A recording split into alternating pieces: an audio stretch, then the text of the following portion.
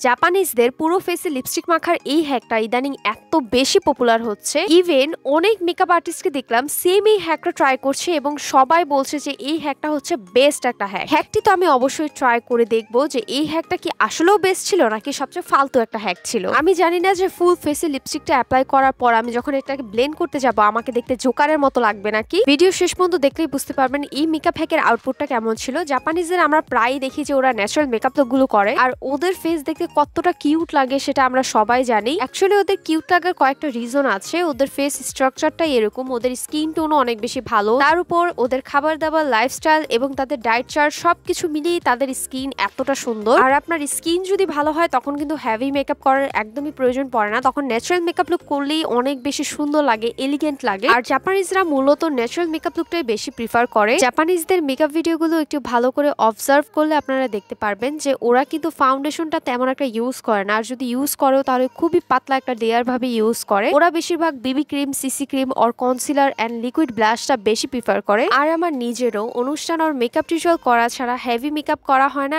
Everyday বাইরে university আর shopping আর যে কোনো কাজে বের হতে হলে। ভিডিওটাকে ফলো করে সেম টু সেম ভাবে তো আমি পুরো ফেসে লিপস্টিকটা অ্যাপ্লাই করলাম, আপনারা দেখলেনি। আর যখন আমি এগুলো ব্লেন্ড করছিলাম আমার মাথায় তখন চলছিল যে নিশ্চয়ই আজকে আমাকে জোকারের মতো লাগতে যাচ্ছে, কারণ আমার ফুল ফেসে লিপস্টিক অ্যাপ্লাই করা। বাট আই ওয়াজ সো রং, এত ইজিলি আমি ব্লেন্ড করতে পেরেছি। আমার বেস মেকআপটা একদমই নষ্ট হয়নি। আমি ভেবেছিলাম লিপস্টিক যেহেতু অ্যাপ্লাই করছি নিশ্চয়ই বেস মেকআপ নষ্ট হওয়ার সম্ভাবনাও আছে। জাস্ট লুজ পাউডার দিয়ে আমার বেসটা সেট করেছি আর একটু আইলাইনার অ্যাপ্লাই করেছি। দেখেন আমার ফেস দেখতে কতটা ন্যাচারালি সুন্দর লাগছে। এরকম একটা লিপস্টিক থাকলে মেকআপে আর কিছু প্রয়োজন নেই। Must try this hack. নতুন আরো ভিডিও পেতে আমার পেজটি ফলো করবেন, ভিডিও শেয়ার করে দিবেন। টাটা।